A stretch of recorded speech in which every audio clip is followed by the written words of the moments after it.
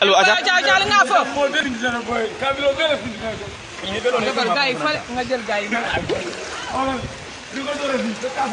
so xolen lii xam nga fii Nema la Nema Wasulum Kunda so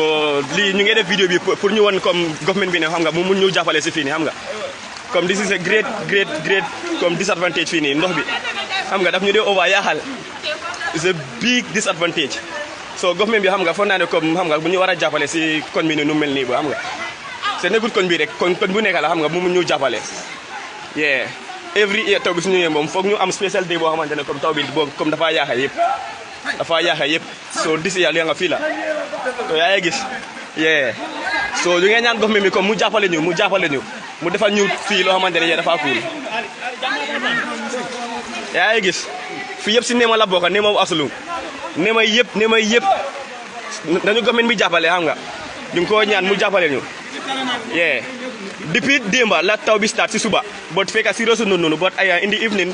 from the evening 5 above dem si kaw ba tey